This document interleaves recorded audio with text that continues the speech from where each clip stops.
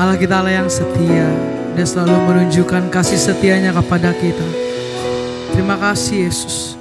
Terima kasih Tuhan atas kebaikan. Kau tunjukkan kasih setiamu. Kau menyediakan yang ku perlu. Kau setia, kau mulia, dulu, sekarang, dan selamanya. Oh, kau tunjukkan kasih setiamu. Kau menyediakan yang ku perlu. Kau setia, kau mulia, Bapa kau setia. Kau tunjukkan kasih. Amin. Kau menyediakan yang ku perlu. Kau setia, kau mulia, dulu, sekarang, dan selamanya. Oh, kau tunjukkan kasih setiamu. Kau menyediakan yang ku perlu. Kau setia, kau dulu, sekarang, dan selamanya. Dulu, sekarang, dan selamanya. Kau tunjukkan kasih setia. Mari Bapak Ibu Saudara, saya undang untuk bangkit berdiri. Kau sediakan yang ku perlu. Kau setia, kau mulia, dulu, sekarang, dan selamanya. Oh, kau tunjukkan Tuhan, kau tunjukkan kasih setia. Kau sediakan yang kami perlu.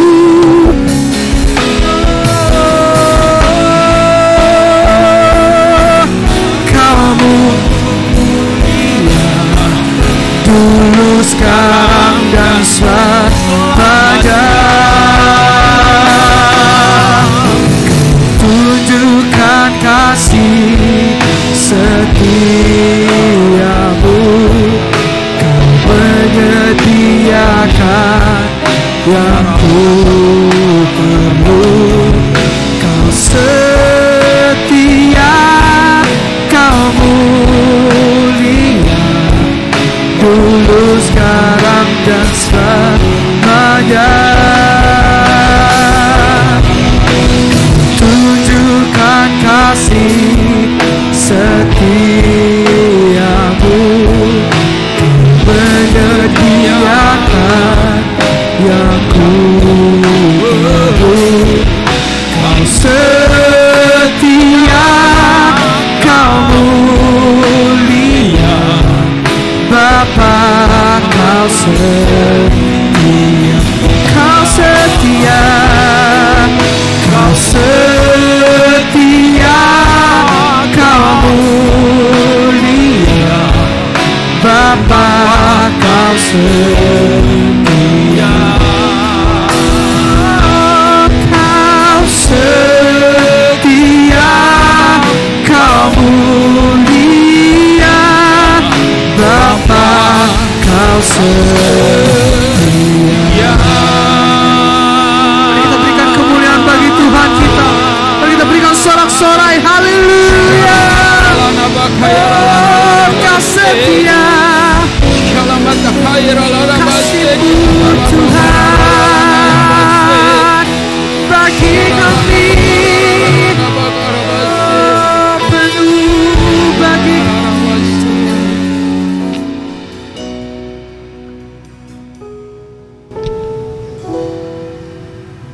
Biarlah firman-Mu berdiam di antara kami dalam ibadah kami saat ini. Dan pakai hamba-Mu untuk menyampaikan isi hati Tuhan.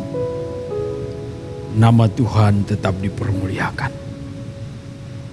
Terima kasih Bapa untuk kesempatan ada di sini. Bersama dengan hamba-hamba-Mu, umat-Mu, boleh beribadah dan mendengarkan Tuhan. Kami serahkan waktu pemberitaan ini. Mohon pimpinan Tuhan atas kami sekalian. Haleluya. Amin. Silakan duduk. Salam. Puji Tuhan. Terima kasih untuk kesempatan Pak Gembala dan Ibu, tim Gembala semua, pengurus dan jemaat. Waktu yang diberikan. Puji Tuhan, saya diberitahu mendadak hari Jumat sore. Jadi saya harus kembali ke Bandung untuk membatalkan tiket kepulangan ke Yogyakarta Sabtu paginya. Harusnya saya sudah ada di Yogyakarta, tapi puji Tuhan atas kemurahan Tuhan. Ada yang belum kenal saya? Kalau ada yang belum kenal, saya hanya bilang saya papanya Nia sama Yosua. Senang sekali bisa melayani bersama. Kemarin waktu bilang sama mereka, Yosua bilang, puji Tuhan Pak. Nia pas main keyboard, dia main drum, Papa khotbah, jadi pas lah kita bertiga melayani. Saya bilang itu hidup yang berarti. Si bungsu sama si sulung ada di sini. Yang kedua melayani bersama kami, mempersiapkan musik dan semuanya di Yogyakarta. Dan istri saya nanti lagi khotbah di Cimahi juga pagi ini. Dan nanti siang nyusul ke sini dan malam kami sama-sama kembali ke Yogyakarta. Kami orang Yogyakarta sekarang, wong Yogyo. Ya, wong Jogjo iki. Puji Tuhan. Baik, hari ini kita mau belajar 1-2 hal. Mari kita kembali kepada Kisah Para Rasul. Saya buat satu garis besar yang sederhana. Kiranya nanti ayatnya ditampilkan ya Mas ya.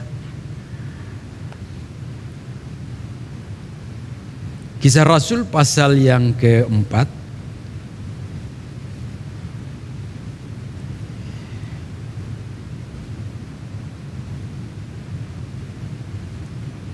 Saya tidak berpikir bahwa saya akan khotbah, jadi saya hanya bawa kacamata baca. Yang progresif tinggal di Yogyakarta. Jadi saya akan seperti ini Bapak Ibu. Ngintipnya dari atas gitu. Itu pendetanya Pastor German di Yogyakarta begitu. Oh ya, pendeta kita ya. Kisah Rasul pasal yang keempat ayat 33, 32 sampai 37 lah kita baca semua. Rajin baca firman kan? Cara hidup jemaat kita baca sama-sama 2-3. Adapun kumpulan orang yang telah percaya itu, mereka sehati dan sejiwa, dan tidak seorang pun yang berkata bahwa sesuatu dari kepunyaannya adalah miliknya sendiri, tetapi segala sesuatu adalah kepunyaan mereka bersama.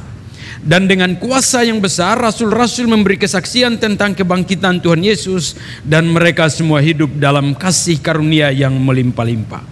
Sebab tidak ada seorang pun yang berkekurangan di antara mereka, karena semua orang yang mempunyai tanah atau rumah menjual kepunyaannya itu, dan hasil penjualan itu mereka bawa dan mereka letakkan di depan kaki rasul-rasul. Lalu dibagi-bagikan kepada setiap orang sesuai dengan keperluannya. Demikian pula dengan Yusuf yang oleh rasul-rasul disebut Barnabas, artinya anak penghiburan, seorang Lewi dari Siprus. Ia menjual ladang miliknya lalu membawa uangnya itu dan meletakkannya di depan kaki rasul-rasul. Demikian pembacaan kita. Bapak Ibu, saya tekankan kepada anak-anak, hidup harus menjadi berarti. Dan tentunya untuk kita semua. Setiap kali dalam konseling pranikah, saya tanyakan kepada kedua calon mempelai, untuk apa kau menikah? Jawabannya umum, untuk memuliakan Tuhan. Ya, modelnya kayak apa? Memuliakan Tuhan. Kayak apa wujudnya? Kemudian diganti. Ya, hidup menjadi berarti. Kaya apa kui? Seperti apa hidup menjadi berarti itu? Tapi rata-rata anak Tuhan seperti itu. Pengen untuk menjadi berarti. Puji Tuhan. Jawaban yang baik. Dan karena itu hari ini kita akan melihat dengan sederhana. Bagaimana sih supaya kita bisa menjadi berarti. Atau pertanyaan yang lain, apa yang harus kita lakukan supaya jadi berarti. Pengen jadi berarti semua? Bapak-bapak pasti mau jadi berarti buat keluarganya. Ibu-ibu juga demikian sama. Anak-anak sama pasti. Semua kita umat Tuhan pasti menjadi berarti. Dan karena itu mari kita lihat prinsip yang pertama. Ambil prinsip-prinsip ini ya. Puji Tuhan. Yang pertama sederhana, prinsip ada dan terasa. Halo, coba baca 2-3. Ada dan terasa. Ini penting, karena kadang-kadang ada tapi nggak berasa tuh. Kadang-kadang berasa tapi nggak ada.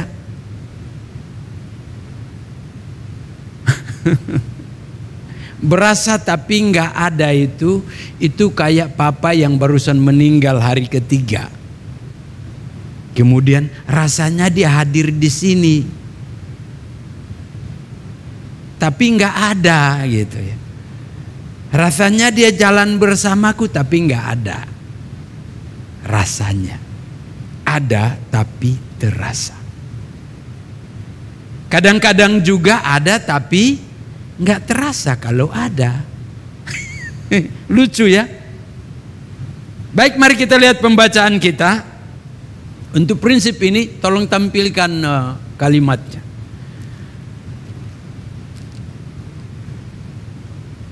Rasul-rasul menyatakan diri bahwa mereka ada dan terasa kalau mereka ada. Yaitu ada kuasa yang luar biasa bekerja dalam diri mereka. Karena mereka terus memberitakan kesaksian tentang kebangkitan Tuhan Yesus. Saya khotbahkan ini hari Minggu kemarin di jemaat di Yogyakarta. Dan kemarin dikhotbahkan kembali oleh Pastor Martinus. Saya hanya bilang begini, sederhana. Saya percaya Yesus bukan karena Tuhan Yesus membangkitkan orang mati. Saya percaya Yesus bukan karena dia melakukan banyak mujizat. Enggak. Bapak Ibu, kalau dia banyak melakukan mujizat dan saya percaya, itu sia-sia. Karena para dukun di Mesir melakukan hal yang sama. Mereka juga bisa melakukan mujizat. Betul, Pastor? Para dukun yang ada di Indonesia, mereka bisa melakukan tanda-tanda heran. Kita bisa percaya kepada para pesulap, karena mereka juga buat tanda heran. Jadi kalau percaya Yesus karena dia melakukan mujizat, saya enggak.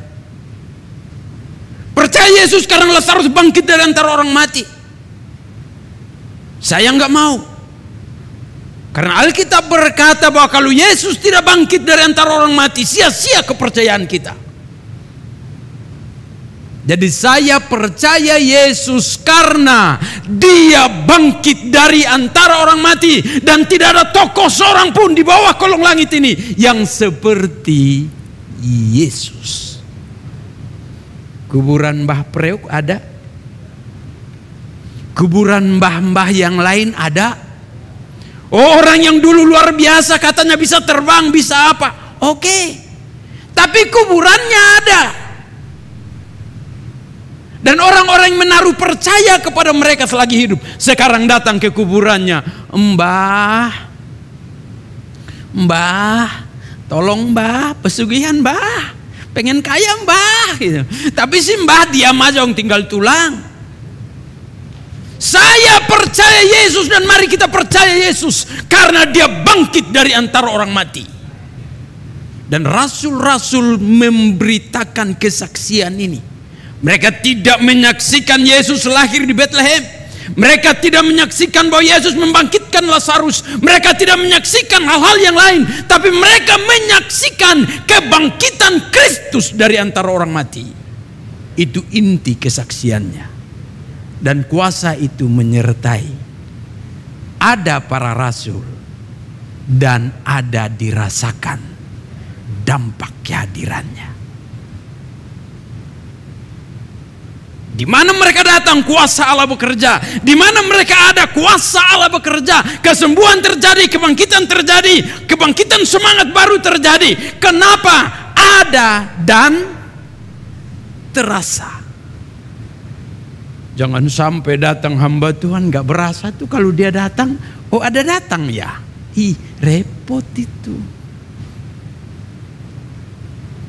Itu rasul-rasul. Sekarang bagaimana dengan Mas satu ini? Ada Mas yang namanya Ucup, Mas Ucup, Kang Ucup, Yusuf.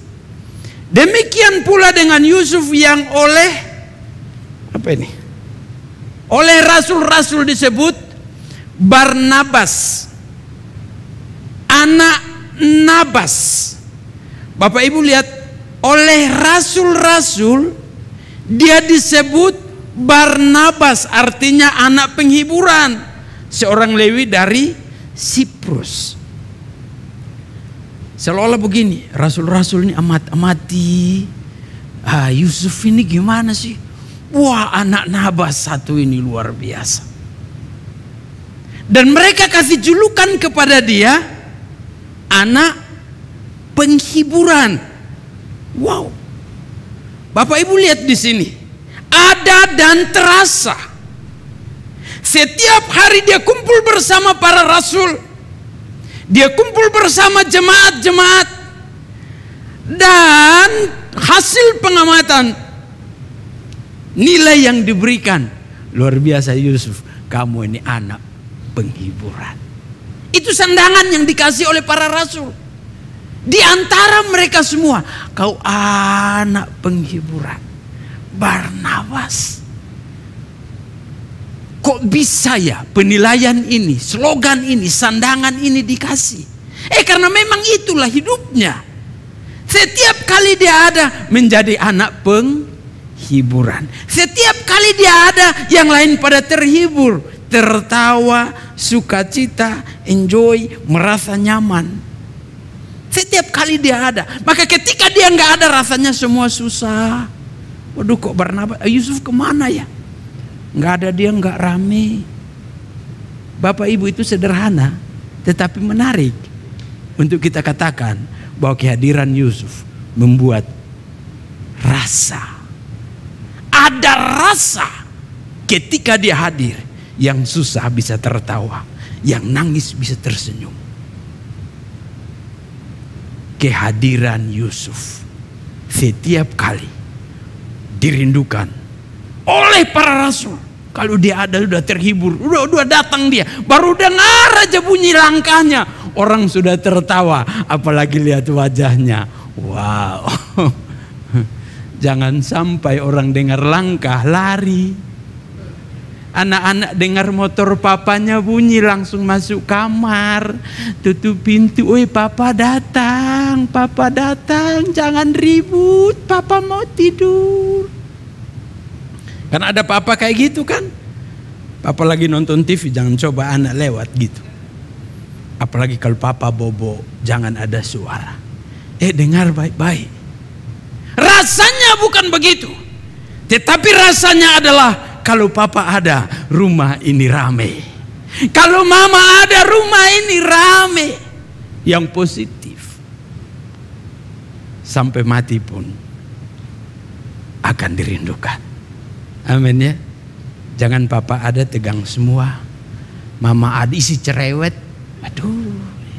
Anak ada isi kepala batu, si durhaka. Kan sandangan itu akan terlihat, tersebutkan dari gaya hidup dan pola setiap hari. Rasul-rasul melihat ini, Yusuf, engkau benar-benar ada, engkau anak penghiburan. Saya pikir kenapa dan apa yang menyebabkan ini? Apakah ini terkait dengan dia juga jual tanahnya dan datang bawa hasil? Dan kemudian disebut anak penghiburan, bisa jadi. Bapak Ibu, satu tanda itu sandangan bisa kita miliki. Anak penghiburan kenapa? Karena pas susah dia hadir dan dia bisa membuat orang tertawa. Atau pas ini makan bersama tapi semua sudah habis. Bayangkan jemaat begitu banyak, berapa ribu? Lah kalau makan bersama terus tiap hari, ini seksi konsumsi puyeng. Sekali khotbah 3.000 berarti 3.000, belum tambah tiap hari. Semua makan sama-sama, cepat habis atau lambat habisnya. Pas habis Yusuf datang, pas Petrus lagi berdoa, Tuhan, oh Tuhan, makan apa hari ini? Lihat semua sudah lapar. Kalau gaya Tuhan Yesus kan mantap tuh, mana 5 roti 2 ikan. Sini. Pas kondisi begitu, Yusuf datang. Bapak Petrus, ini saya jual punya saya, kuletakkan di kakimu. Langsung dibilang, benar-benar kau anak penghiburan. Pas aku lagi tegang, ku pikir mau makan apa, kau datang. Benar-benar kau anak penghiburan. Bukankah itu pas waktunya? Kasih kemuliaan dulu untuk Tuhan. Mau jadi berarti bagi Tuhan? Iya. Lihat waktunya pas, kalau kelimpahan kau bawa nggak dilihat. Pas lagi melimpah-limpah, kau bawa singkong goreng datang, bisa jadi nggak kemakan. Tapi kalau pas lagi kosong, datang kau bawa ubi goreng, kau anak baik nak. Oh haleluya Tuhan, terima kasih engkau mendengar doaku. Ada malaikat datang bawa singkong goreng, bisa makan lagi aku. Iya, pas waktunya. Mau jadi berarti? Dari sisi sebagai anak Tuhan, Pak Roni berkata dalam generasi ini semua jemaat adalah hamba Tuhan. Bawa kuasa yang besar, biar orang lain mengalami keberartian kita. Kita bermakna di kala mereka ada dalam kesukaran, bawa firman, bawa kuasa. Tetapi juga dalam kehidupan sehari-hari di rumah, di gereja, katakan aku mau disebut anak yang sabar. Oh anak sabar, oh anak tekun, kau anak yang setia, kau jemaat yang luar biasa, oh kau jemaat yang murah hati. Biar sandangan itu diberikan oleh hamba-hamba Tuhan, karena mereka melihat dan kita menjadi seperti Yusuf. Amin, amin. Atau ketika kita datang dia bilang, aduh ini tukang kritik datang, aduh tukang kritik datang ngeri gitu. Enggak usah lah.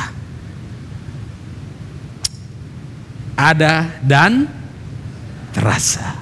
Haleluya. Jangan lama-lama. Anak saya sudah pesan. Papa ingat, jangan belat-belit khotbah. Oh iya nak. Ya, itu ayat-ayat ada di sana.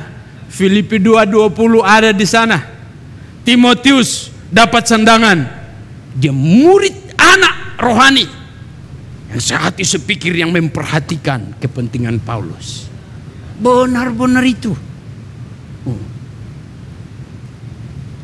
Pasal 4 ayat 2 dan 3. Jangan kayak Sintike dan Euodia. Kalau orang Sunda itu Odia gitu. Yang tak sehati sepikir. Kerjanya aduh, dua perempuan ini cerewet, nggak pernah sehati sepikir. Pusing itu kepala. Terus arti hidupnya apa? Kalau nggak sehati sepikir, kerjaannya apa, Pak? Oh, panci terbang ya, Pak ya. Ada UFO. Waduh. Bapak Ibu dengar baik-baik. Ini saya mau kasih ilustrasi ini. Ya. Mana bagian kepala di tubuh kita? Kepala ya. Bagian atas ini aja atau semua ini? Semua ya? Oh ya, puji Tuhan. Saya mau tanya, hidung di kepala enggak? Mata di kepala? Puji Tuhan. Ya, wajah di kepala? Ya. Telinga di kepala? Oh, puji Tuhan ya. Haleluya. Kalau kaki patah, masih hidup? Kalau kepala hancur, masih hidup? Oh enggak ya. Puji Tuhan. Jangan bikin kepala itu pusing. Halo? Kalau kepala pusing semua enggak jalan, benar enggak? Gigi di kepala enggak? Kan di bagian sini, bagian ini ke atas ini, kepala semua. Kalau sakit gigi enak ya? Puji Tuhan. Jangan tangan, halo tangan, jangan coba remehkan karena otak di kepala. Kalau itu otak ngeheng, maka gini, tangan gak bisa buat apa-apa, jangan gaya tangan, kaki jangan gaya. Jadi kalau sekarang saya mau bilang, kalau suami itu kepala rumah tangga,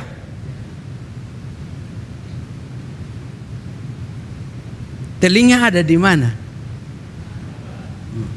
Yang suka dengar suara Tuhan itu kan? Itu telinga ada di kepala. Untuk mengatur itu rumah semua itu di kepala ini, telinga ini. Mata di kepala atau di kaki? Di kaki juga ada. Tapi dia nggak bisa lihat. Jangan andalkan kalau kayak pelecok habis. Mata untuk melihat itu suami yang tahu visi keluarga, rumah tangga semua. Mulut sampaikan firman itu di kepala.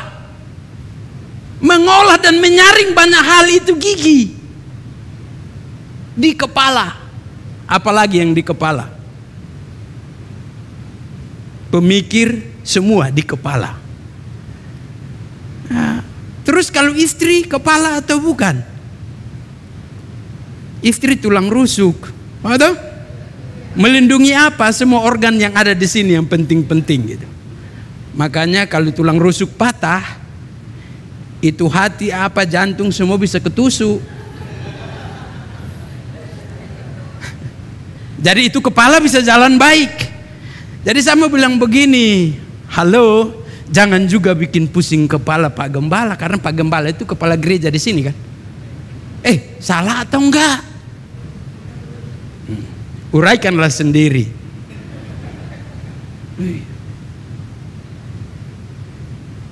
Kalau bikin itu kepala stroke, gereja jalan setengah mati. Mari ada dan berasa. Puji Tuhan. Ilustrasi itu renungkanlah ya. Soalnya kaki itu hanya lihat itu, mata jalan Arab. Kemana dia lihat dan kaki ikut aja. Jangan kaki gaya, jalan sini mata sini kaki gini, di sini ada batu, nabrak kau nanti. Jadi hormati dan dukung kepala ya. Bapak-bapak, puji Tuhan punya istri yang mendukung, amin. Kalau istri coba jalan sendiri, sebentar lagi dia patah rusuk. Yang kedua, prinsip berikut ini. Saya harus rem, kalau enggak anak saya protes nanti di rumah. Prinsip yang kedua yang perlu kita ambil kalau menjadi berkat adalah karena kamu. Prinsip karena kamu, bukan aku. Ini luar biasa prinsip ini. Mari kita buka Filipi. Benar ya? Filipi 1, 2, 3, 2, 4. Kasih dulu ayatnya. Lama kali. khotbah lama dimarahin. Oke, baca ya. Aku didesak dari dua pihak. Aku ingin pergi dan diam bersama-sama dengan Kristus. Itu memang jauh lebih baik. Benar? Diam bersama Kristus jauh lebih baik atau jauh kurang baik? Di surga sama Yesus sudah nggak pikir lagi itu hepeng, nggak usah dipikirin lagi. Sudah ada bersama Yesus enak, sakit penyakit stroke kah apakah nggak datang lagi. Jauh lebih baik. Kerinduan kita begitu. Amin ya. Puji Tuhan. Mau mati semua hari ini biar saya doa penyerahan. Katanya belum ya, belum mau. Mari lanjut ayatnya.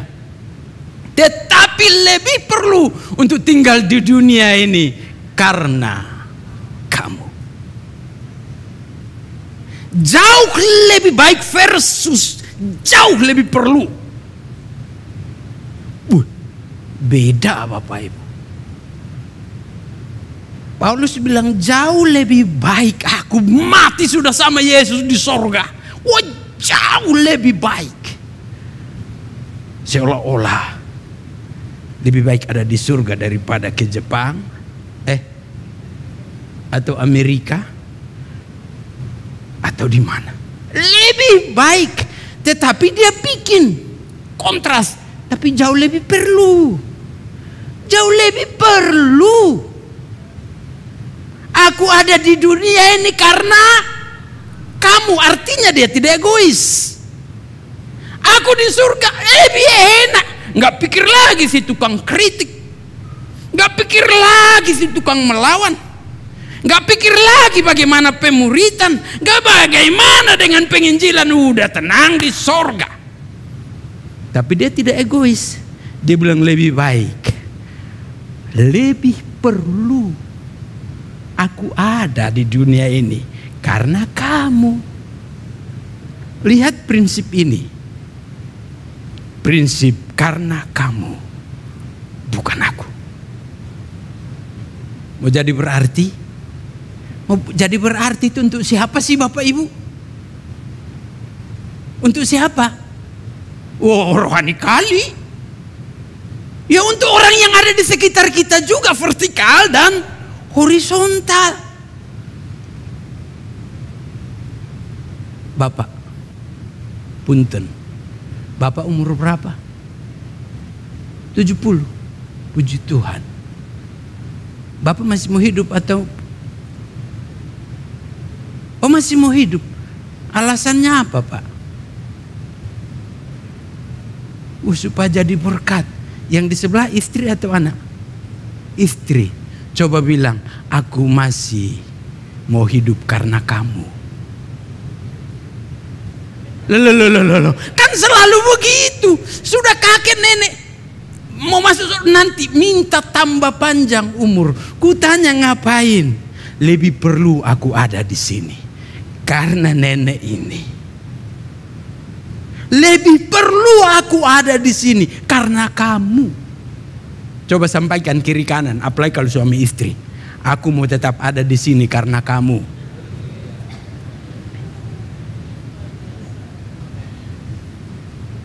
Amin ya. Iya. Jangan mau cepat-cepat bunuh diri, jauh lebih baik di surga sana. Jangan, katakan lebih perlu aku mau tetap ada di sini karena kamu.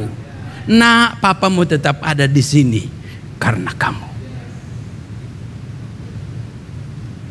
Maka kita akan saling menopang, saling memperhatikan. Karena dia bilang lebih perlu. Aku lebih perlu kau, Pak. Benar? Aku lebih perlu kau, Ma. Ada 5 wanita di sana. Tapi aku lebih perlu kau. Untuk mengatasi apa? Maka kita sudah menjadi berarti. Kita diperlukan. Dan kita juga tahu dia perlu aku. Jadi kalau aku nggak ada itu nggak enak. Amin. Masih saling memerlukan di sini? Puji Tuhan. Jadi alasannya jelas. Memang jauh lebih baik di surga. Tetapi mau lebih baik, lebih perlu. Beda dengan jauh lebih baik. Lebih perlu untuk aku ada di sini. Kita nangis sama-sama ya Maya.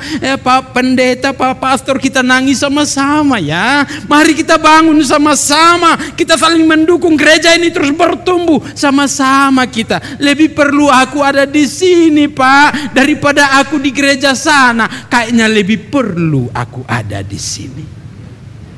Amin. Sudah paham? Saya pindah poin ketiga. Haleluya. Senyum dulu, senyum.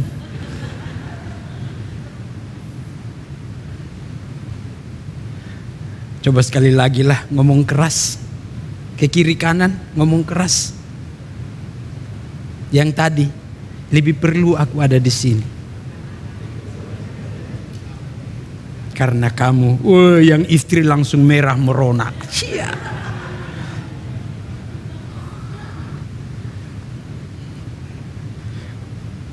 Kami mau pulang kan kemarin. Terus Yosua bilang, kalian pulang. Iya. Diam dia. Aku lihat anakku ini, aduh.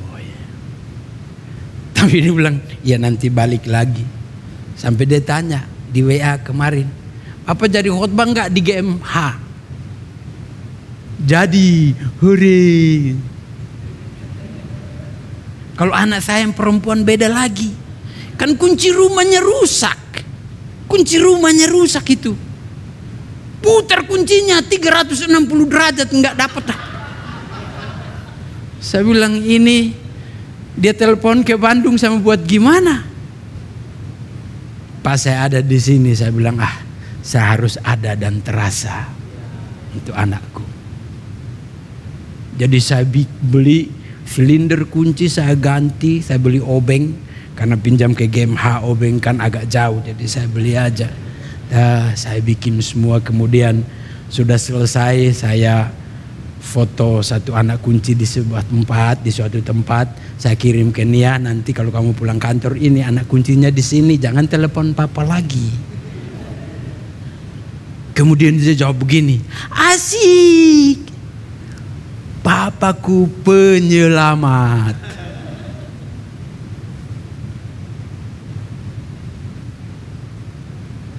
Ada dan terasa. Lebih perlu, walaupun beberapa saat, tapi aku ada dan berarti, aku ada dan berguna. Pokoknya yang rusak-rusak mereka bilang kalau papa sudah datang selesai.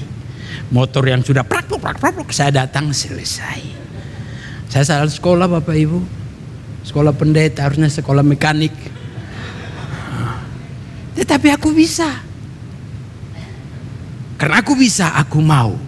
Jadi berarti dan terasa. Tiap kali aku nanti pulang, dia pegang anak kunci, Yosua pegang ini. Papa. Ini karena papa datang. Kapan papa datang lagi? Ada maunya itu. Yang ketiga, prinsip lagi dan lagi. Mari kita baca Filipi 3 ayat 10. Ayat berapa? Bukan. Yang pertama. Filipi 3 ayat 10. 4 kali. Coba yang 4, bukan 3. Salah ketik aku. Yang kuken. Itu 3 ayat 10. 4 ayat 10. Sebentar, Bapak Ibu.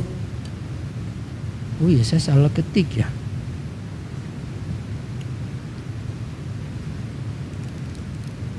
Ini 4 ayat 10. Saya salah ketik, sorry saya salah ketik. Saya bikin ilustrasi untuk saudara pahami. Ini ilustrasi khotbahnya, poin 3. Saudara sudah tahu saya salah? Sudah tahu saya salah?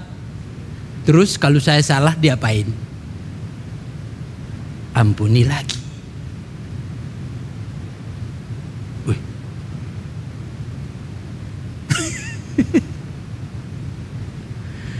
Aku sangat bersuka cita dalam Tuhan bahwa akhirnya pikiran dan perasaanmu bertumbuh kembali untuk aku. Wow. Kenapa? Untuk hidup menjadi berarti. Ada apa dengan prinsip lagi dan lagi? Bapak Ibu, perasaan dan pikiran itu tumbuh lagi. Berarti apa? Tadi mati. Atau sudah daun, sudah layu. Perasaan dan pikirannya sudah mati. Ilfil. Benar ya? Ilfil. Lihat wajahmu aja. Mendingan kamu gak ada. Mau kemana Pak? Oh ya, aku tugas luar. Berapa lama Pak? 2 hari. Kenapa enggak 2 bulan Pak? Kenapa begitu? Perasaannya sudah mati. Ya, orang bangga-bangga dengan jemaat Filipi, tapi saya lihat dari sisi mereka jemaat yang menghitung utang piutang sama Paulus. Awalnya memberi sampai di Tesalonika mereka berikan itu bantuan-bantuan mereka berikan. Tetapi kemudian mereka hitung, Pak Paulus, sudah berapa kali kami kasih bantuan Pak? Pak Paulus dengar kalau aku nggak kasih perpuluhan pelayanan. Itu tandanya perasaannya mau mati. Tubuhnya belum. Perasaan pikirannya sudah tidak bertumbuh lagi. Tapi Paulus bilang, aku bersyukur karena pikiran dan perasaanmu bertumbuh kembali untuk aku. Haleluya. Lagi dan lagi. Hidup ini naik turun Bapak Ibu. Terkadang kita menyenangkan dan terkadang kita disenangkan. Terkadang hal itu nggak ada. Terkadang kita dibutuhkan, kadang-kadang tidak dibutuhkan. Terkadang orang bilang kau anak penghiburan, terkadang diganti engkau anak apa? Terkadang dia bilang engkau orang yang sangat perhatian, terkadang dibalik engkau orang yang sangat cuek.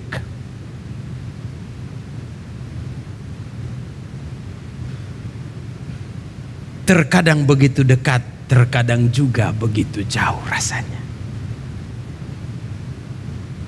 Tapi untuk kita semua dengar, harus ada prinsip lagi, lagi dan lagi.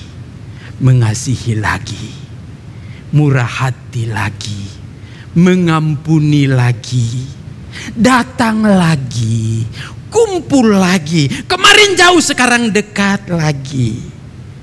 Amin. Bapak-bapak, mama-mama, kadang-kadang menjenuhkan gak yang sebelah itu? Ingat habits. Kita manusia ini masing-masing punya habits. Katanya kau sudah bertobat, sudah bagus. Kemarin kau bagus sekali, marah-marah gak ada wajahmu tersenyum.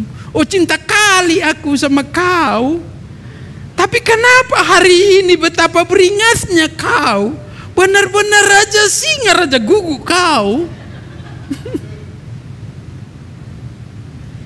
Ketika itu terjadi Bapak Ibu ingat prinsip. Lagi, lagi dan lagi. Ampuni lagi. Ya memang habitnya sudah begitu. Rangkul lagi. Peluk lagi. Yang baru menikah mah pasti hangat lagi kan?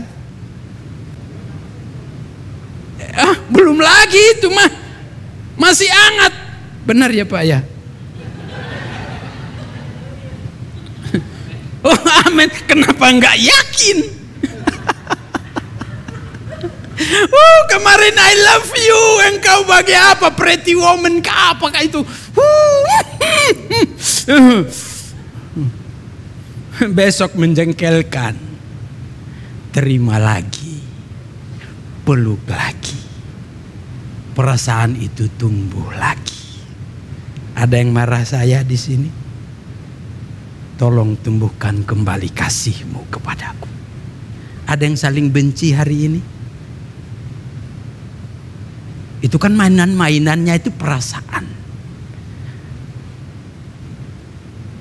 Tumbuhkan lagi perasaanmu. 3 prinsip ini aja kalau kita lakukan, pasti kita berarti. Amin ya. Udah cukup ya aku khotbah? Lagi.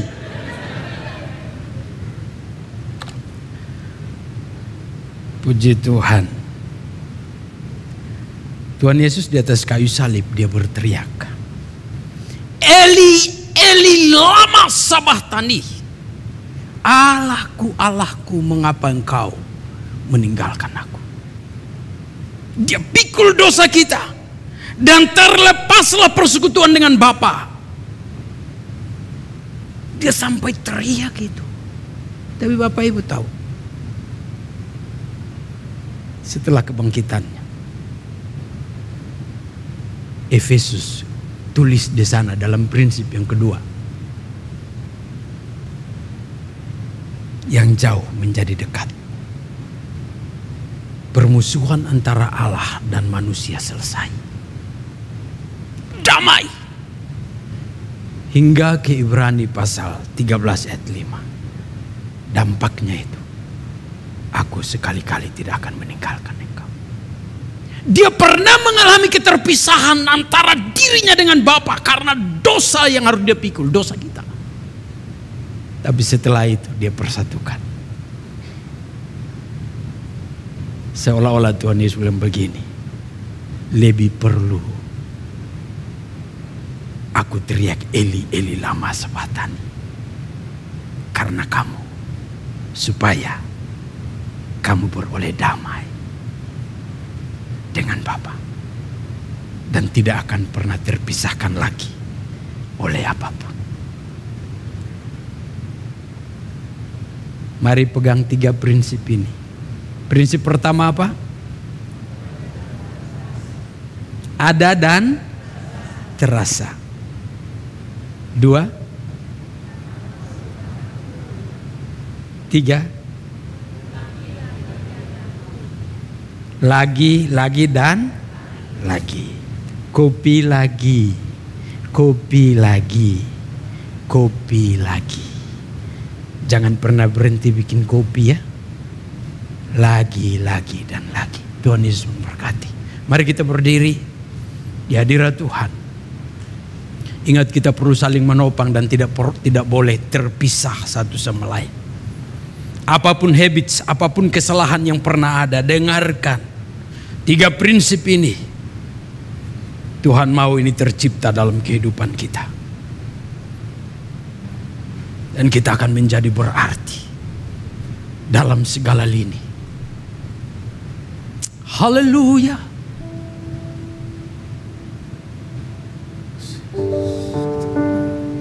Haleluya.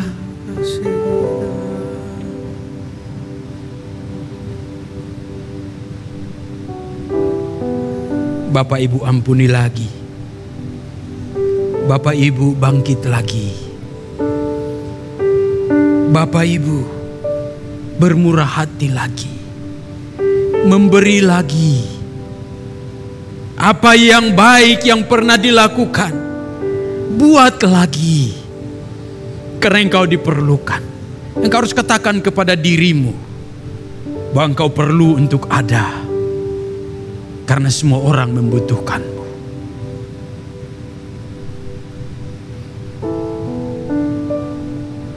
Engkau perlu untuk mengatakan kepada dirimu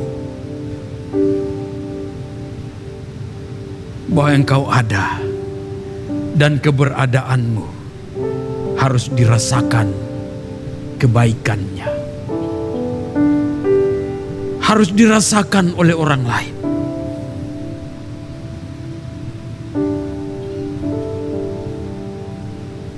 ku ada sebagaimana ku ada, berdiri menghadap takhta-Mu Bapa. Semua karena anugerah-Mu yang telah selamatkanku. Kau hidup dalam segala kelimpahan, ku layak untuk melayani Tuhan. Semua karena anugerah-Mu tercurah bagiku. Besar anugerah-Mu, berlimpah kasih-Mu, semakin hari semakin bertambah besar anugerah-Mu,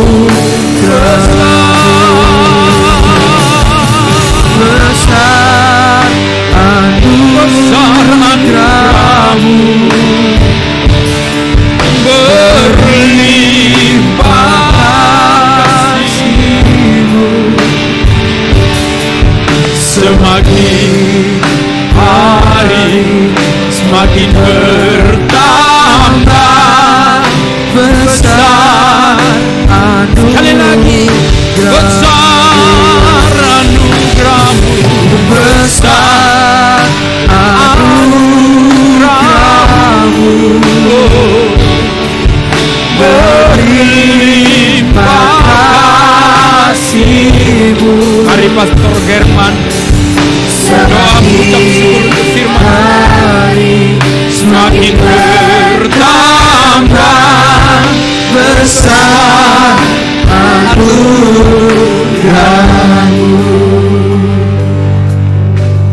Bapak Ibu yang dikasihi Tuhan, dalam sikap doa, mari kita angkat tangan kita berkata, Tuhan, aku mau kehadiran-Ku terasa.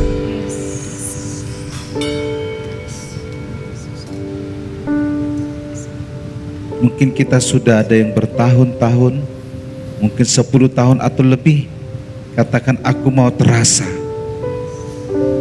Kehadiran-Ku betul-betul terasa. Bahkan tadi saya mendapatkan rema. Kalau orang itu gagal, beri lagi kesempatan. Kalau ada hal-hal yang mungkin membuat saudara tawar hati,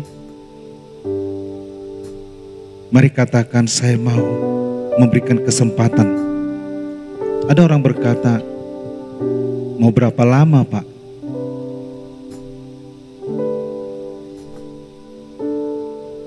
Tuhan Yesus memberikan kita kesempatan terus. Berapapun usia kita, sering kita gagal, tapi Tuhan masih memberikan kita kesempatan. Pagi ini Tuhan, kami angkat tangan kami. Biarlah prinsip ini kami menjadi penghiburan buat orang lain. Kami melihat bagaimana Yusuf bukan saja penghiburan, tetapi memotivasi jemaat lagi. Kehadiran kami di tempat ini biarlah dapat dirasakan oleh teman kami, oleh komunitas kami, oleh gereja kami, bahkan semua kami merasakan bahwa kami begitu penting bagi mereka. Bapa, kami berdoa Tuhan, biarlah setiap kami memikirkan untuk melakukan yang terbaik yang bisa jadi berkat buat sesama kami di tempat ini. Bahkan kami berdoa Tuhan, berikan kami hati yang luas untuk memberikan pengampunan, memberikan kesempatan, bahkan memberikan sesuatu yang membuat mereka maju. Hari ini kami juga berdoa biarlah setiap jemaat boleh bersama-sama dengan gembala membangun gereja ini lebih baik lagi, lebih maju lagi. Kami berdoa Tuhan supaya setiap apapun yang mencoba membuat kami tawar hati, kecewa, hari ini kami cabut dalam nama Tuhan Yesus Kristus. Kami lepaskan berkat atas GMH dan kami rindu keluarga kami sungguh-sungguh ada di tempat ini. Terima kasih Tuhan untuk hamba-Mu sudah memberikan firman buat kami. Kami berdoa Tuhan, pakai hamba-Mu di dalam pelayanan yang Tuhan berikan, pelayanan yang baru di Yogyakarta. Kami berdoa Tuhan, terjadi terobosan di sana. Tuhan pakai mereka di sana untuk menjangkau banyak jiwa. Kami berdoa ada tempat yang baru, gedung yang baru, bahkan Tuhan kirimkan orang-orang baru supaya banyak orang di Jogja diselamatkan. Terima kasih Tuhan. Kami mengucap syukur untuk anak-anak dari hamba-Mu ini semua melayani Tuhan. Kami perkatakan diberkatilah keluarga yang sungguh-sungguh takut akan Tuhan. Kami terima firman Tuhan. Dalam Yesus kami berdoa. Haleluya. Amin.